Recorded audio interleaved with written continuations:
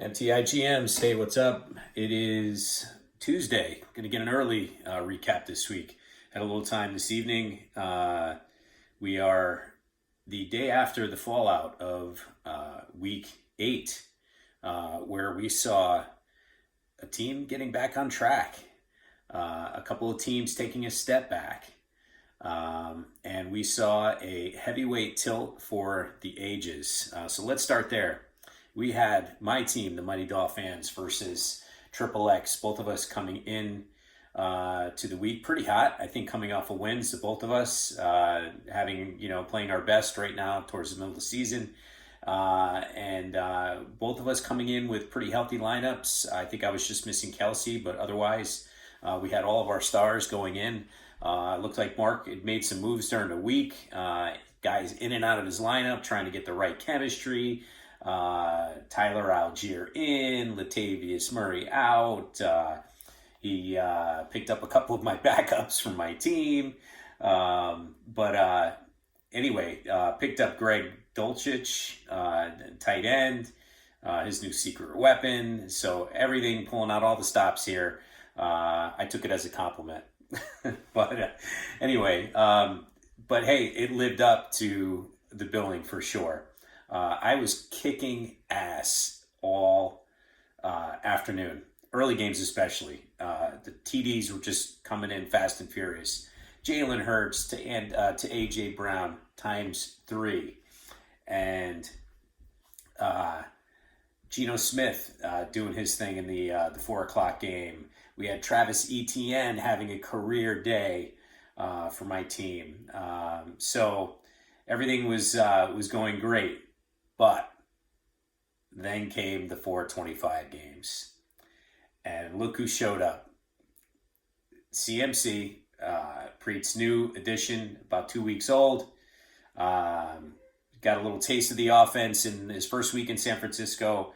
Second weekend, they just gave him the keys. And they said, go. So he played quarterback. He played running back. He played wide out. So he did everything.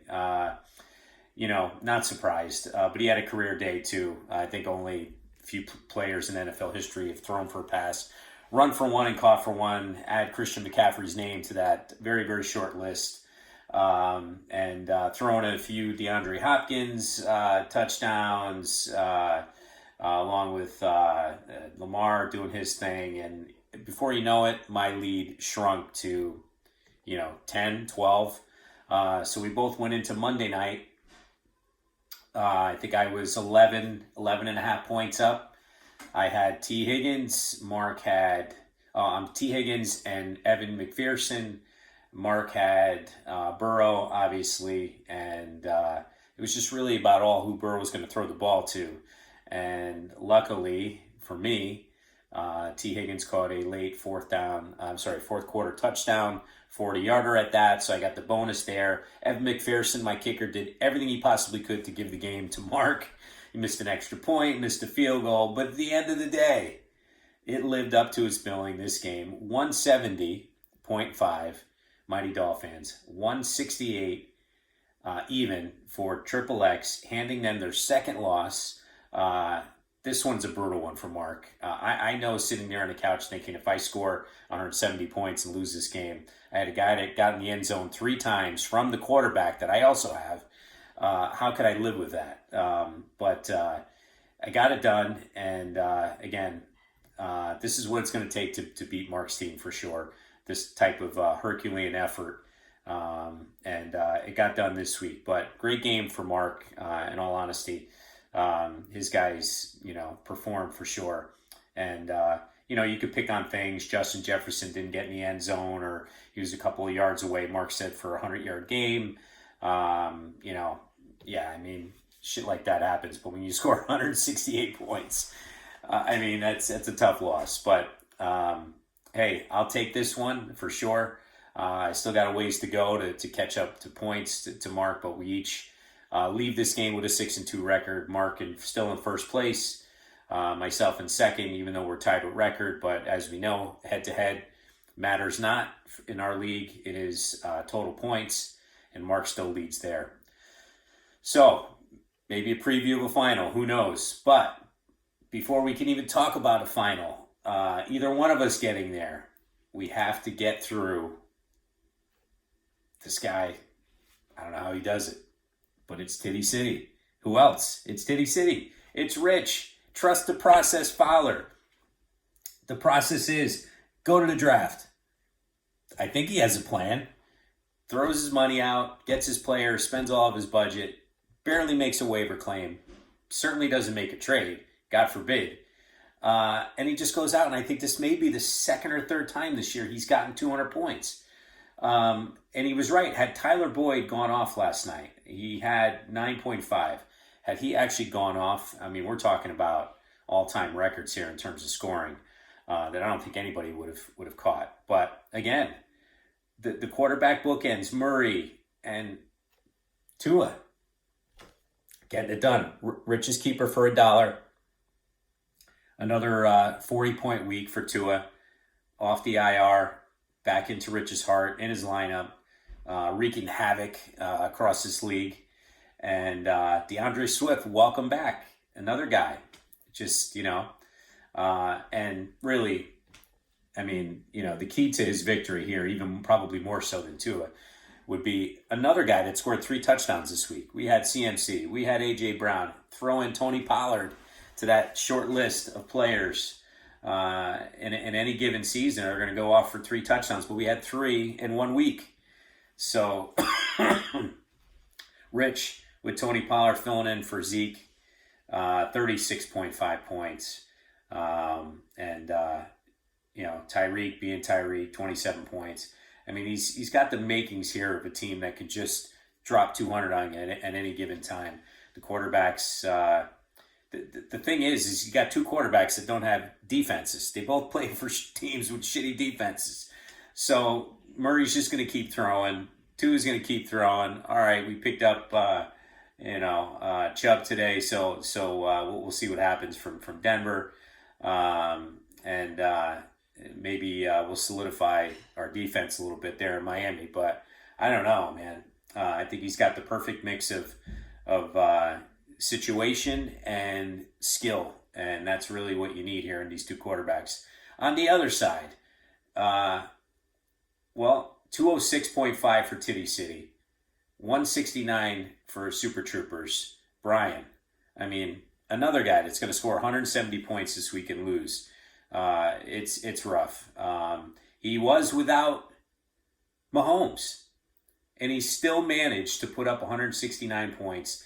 I'd like to say, well, gee, if he had Mahomes in, would have had him in for Deonta Foreman, unless he would have put Foreman in for maybe Damian Pierce or one of his other running backs that he started. But Deonta Foreman, hey, he came through, 33 points. So in that OP spot, made this game way more competitive than it should have been. And but I don't think this game was really never in doubt, though, to be honest with you. So Rich just kept scoring, regardless of the 1 o'clock game, 4 o'clock game. Didn't matter. He continued into last night with Boyd putting the cherry on top, getting him over the 200-point mark for the second or third time this year. But good effort by Brian, no doubt about it. But, Rich's team is just on a roll right now. And it's going to take a lot to take him down. So don't worry about him making moves. He's not going to pick up somebody, and beat you with him. He's going to play with the guys that he has, and he's going to do very little to change. All he does is take a guy from the bench, move him in the starting spot, and see what he does. So Rich had Eckler on a bye this week too. My God, if he had Eckler, would he have started Pollard? I wonder. Man, I don't know. Or maybe he wouldn't have started Swift. Who knows? But he's loaded right now. So, we're a little bit more than halfway through the season. And like I said, he could score with the best of them. So, again, Big Rich, a big win for Rich. Congratulations. 5-3, third place. Super Troopers also 5-3, sitting in fourth, just based on points again. On to the next. Let's go to, again, I spoke about a team whose fortunes are changing last week because they got their first win. Well, guess what? They got their second win. Here we go. Just like that, it turns around. This is fantasy football. He held on for a 141.5 to 125 victory. That is, I'm speaking of the Tiger Kings, the Mitchells, over hot balls of Connor Fowler. Connor Fowler 2-6 now, sitting in 11th. Tiger Kings are also 2-6, sitting in 12th. Again, all based on points. Tiger Kings didn't score many of those to start the season, so they're struggling now to get out of the basement. But if they keep winning, they're gonna end up passing these teams that are ahead of them here based on wins. So good for Tiger Kings, making it interesting. The San Francisco connections coming through here. Kittle, Garoppolo. I believe Kittle possibly had another touchdown this week. Derrick Henry, did he run for 3? No, he had 2 touchdowns this week, 200 yards. So, he's getting it done here. Rondale Moore, nice fill-in play with 17.5. Debo didn't play. Keenan Allen was on a bye. James Conner didn't play. Darren Waller didn't play. I mean, look at this bench of guys. Unbelievable that are not starting for this team right now because they're hurt. I mean, and you still got the win. Good for you, Jason. Wait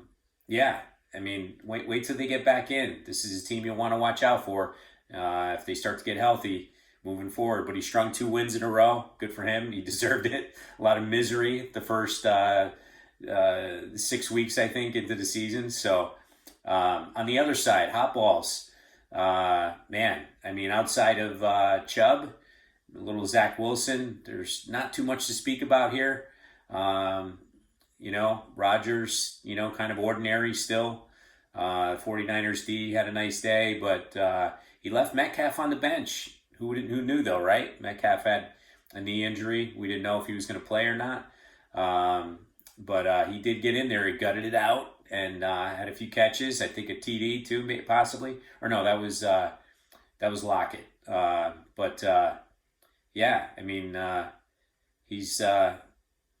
He's struggling right now, the hot balls. So James Robinson, no points, got traded to the Jets. Hopefully that works out for Connor. I don't know there. But Devonta Smith sort of played second or third fiddle to A.J. Brown. He was not the apple of the QB's eyes this week. But better things hopefully to come for Connor. Right now, trying to piece it together. Maybe some trades. We'll see. I don't know. Let's move on to Harding Avenue and Bills Mafia. Another team needing a win. Well, Rick needs a win too, but Bills Mafia needed it worse. And they pull away with it 117.5 to 92 over the Dachshunds of Harding Avenue. 9th place for Rick at 3-5. 2-6 Bills Mafia in 10th place. The guys, we had Herbert on a bye this week, and we had Derek Carr were the 2 players that were going to get it done for Bills Mafia. Not so much over the past few weeks. Derek Carr putting in another stinker this week, 3 points. I'm sure he's, possibly on the trade block for Bills Mafia, maybe. Alvin Kamara coming up big time for Greg and his Mafia. 36 points, ran it like crazy. That's the Alvin Kamara we're used to seeing. Ramondre, 15, 16 points here, had a good day. It was really Kamara leading this team.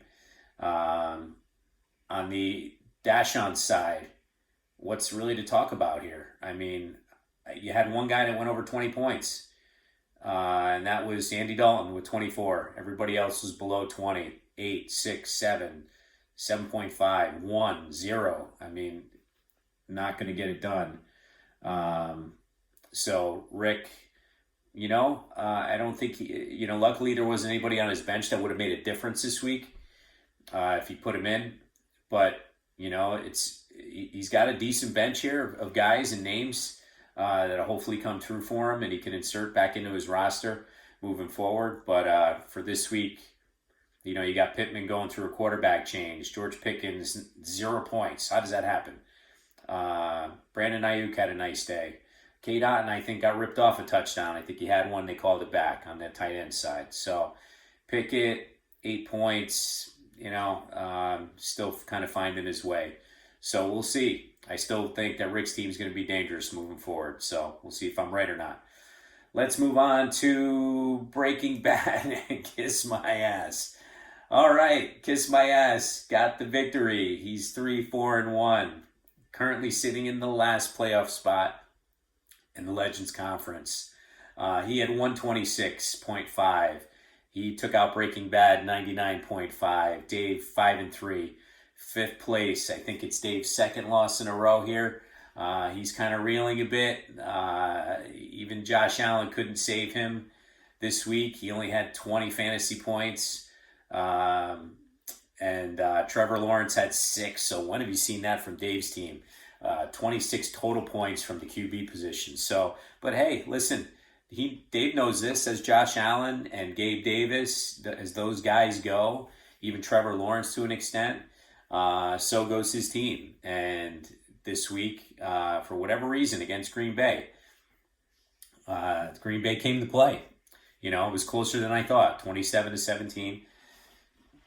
Only a 10-point victory for the real football Bills. But Breaking Bad goes down. I think, like I said, second week in a row here, I believe. And who gets it done? But the former Danielle Express, now Kiss My Ass team with Tom Brady getting it done there against Baltimore on Thursday night, 28 points. Mike Evans was the recipient, I believe, of a touchdown or maybe just 100 yards, maybe a touchdown, if I can remember. Terry McLaurin, nice pickup for Anthony off the waiver wire, dropped by Bills Mafia. Went on to score 16 points for Anthony this week. Jacoby Myers, same thing. Andrews, we'll have to keep an eye on that. Mark Andrews. Let's see what his injury situation is moving forward, but that could be a big loss if he doesn't play the next couple weeks. Kirk Cousins coming to play. 31 points for Anthony against Arizona. That game was a bit of a shootout, so just what you wanted. Two teams that can't play defense and quarterbacks that like to throw. So that worked out for Anthony. His big free agent acquisition of Daniel Carlson, the kicker, 0 points. So that would have definitely stung if Anthony lost by a few points this week. But ladies and gentlemen, here's the big announcement.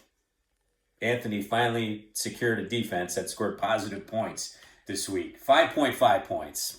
Better than nothing, right? He's going in the right direction. The Panthers. So I believe Anthony had negative points like 5 times this year. And that was my fault, apparently. So my rules are skewed to the point where they only affect Anthony's defenses. So, but funny though, the Jaguars who gotten those negative points are sitting on his bench with 12.5 this week. So I think it's more of a case where Anthony can't figure out what defense to play, or he's making the wrong choice versus my rules being skewed towards his team in a negative way. But anyway, nice win for Anthony. Hey, teams need wins at this point. Like I said, we're at the halfway point. Anthony was going in the wrong direction there for a while. Got the tie a couple weeks ago, then the loss, and now he came back with a win here. 126.5, 99. I expect these two teams will be battling it out for those playoff spots moving forward. Let's see. Our last stop this week, we will be headed to the Mean Machine versus the Exiles. By far, probably our second closest score of the week here. Mean Machine looked like he had it wrapped up. 144. I think he was done. Yeah, he was. No, I'm sorry. He had Mixon. He had Joe Mixon. And coming into Monday night, he had Joe Mixon. Joe had Amari Cooper, Hayden Hurst, Bengals D.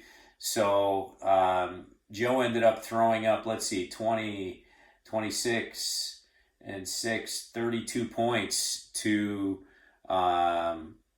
Mixon with 7.5. So 32 to 7.5 on Monday night. That swayed this game in favor of Joe. Joe sneaks out with the 4-point win. Big catch by Amari Cooper, I believe in the late third, fourth quarter, 50 yards or something. Beautiful catch. I think got in the end zone before that too, so he definitely came through for Joe in a big way. And couple that with Dak had a decent day, 31 points. Stephon Diggs, another day at the office, 22 points. Yeah, he was led by those few players. On the Mean Machine side, we had Marcus Mariota, 31 points. John's pick up off the waiver wire in place of that bum Matt Ryan. Served him well this week, 31 points, 23 from Dalvin Cook, 29 from the dead, risen from the dead, DJ Moore, coming out for Halloween as a mummy, and went to play football this week, got 29 points. So, look, maybe he's back. Got to be good for John. Goff, 28.5. So it wasn't a bad week for John at all. This should win games, this score, but you see how it went. We had two teams that score 170 points this week and lost. So that's the way it is here. Teams put up a lot of points this week. But that leaves John 5-3, sixth place. The Exiles needed that win, 3-4-1 to stay close there. They're in seventh. Anthony right behind him with the same record. Joe leading in points. So that's it, guys. Done with the games for this week. Remember, November 13th, I'll send a text too. We're going to get together. Somebody make some suggestions about where to go. Watch some games. We'll get together. I'm off the entire day. Be cool to, catch up with some of you guys, get a bite to eat, hopefully some good games, and talk some smack, BS a little, and just have some fun. Be good to see everybody. That's it. Hey, guys, good luck in your week 9, and we'll talk to you later.